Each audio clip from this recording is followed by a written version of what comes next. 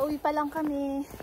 Friday, it's Friday. So, pagka wala talagang OT, ay biglang nag-shutdown kasi may shutdown ngayon sa company.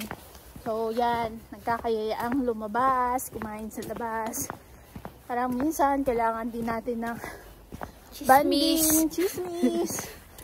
Alam mo naman, kailangan updated din tayo. De, syempre, kwentuhan kayo.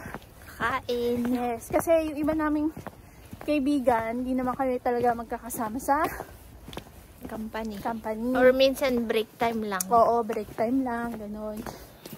So, doon, nagkakalabasan din ng mga hinaing, mga ganun. Para So, mawala yung stress. Yes. So, normal naman yon. Refresh. Yes. Alam mo yon. Eto, pauwi pa lang. Malamig pa rin. Alas 6 na ng gabi. Pero ano pa, hindi siya madilim. So, nagbago na talaga.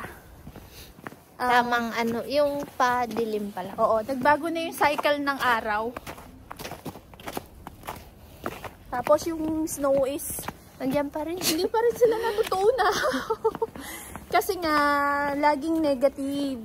Pero buti na lang hindi siya yung madulas kasi hindi umuulan. Yes. Kasi pag umulan tas malamig tas ganyan. So, sa kabila kami dumaan.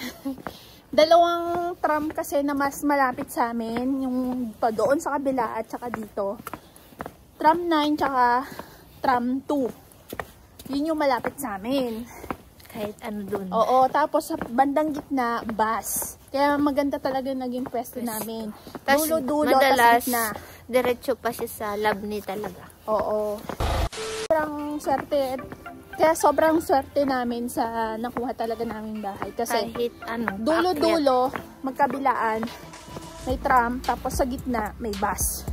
Tapos sobrang daming bus na dumadaan. Kahit late na ng gabi.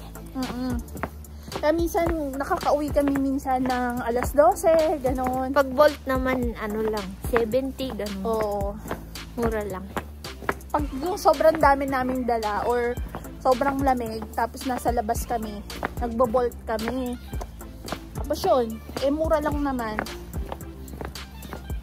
So, hindi kami talaga nagdadala ng sasakyan pagka magagala talaga dyan sa sentro. Kasi ang hirap maghanap ng parking. Wala na kasi yung pinagpa-parking. Oo, kasi may mga ginagawang mga building doon. Kaya yung mga pinaparkinan namin na free-parking is sarado. Renovate sila. Tapos yung mga may bayad naman, sobrang punuan. Kaya mahirap din magdala ng sasakyan sa sentro. Kaya yun, nag-ano kami. Nag-commute kami. Tsaka mura lang naman ang pamasahe namin. 1 crown. Kasi wala naman 15 minutes mula sa Pag pumupunta kami. lab niya. Yes. Tapos yung car namin, medyo malayo yung na-parkan namin kasi pagdating dito, Puno na. Tsaka, yung iba hindi maayos mag-park.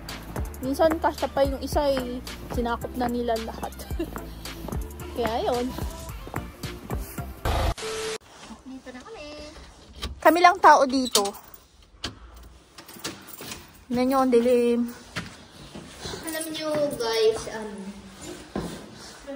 may mga bahay kasi chips lang ginagamit. Tatap lang. Itatap. So, kami lang talagang tao dito. Dito kami sa pinakababa.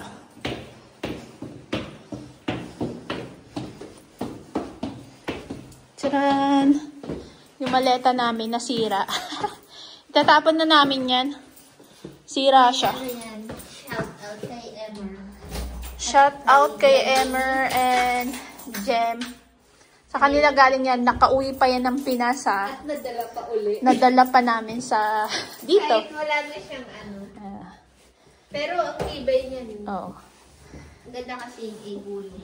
Yan. Ahoy! Patay natin ilaw.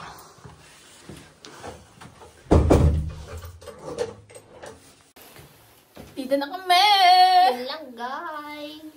So, bukas, maaga din kami gigising kasi na-cancel nga yung OT ko. Kasi nga power shutdown.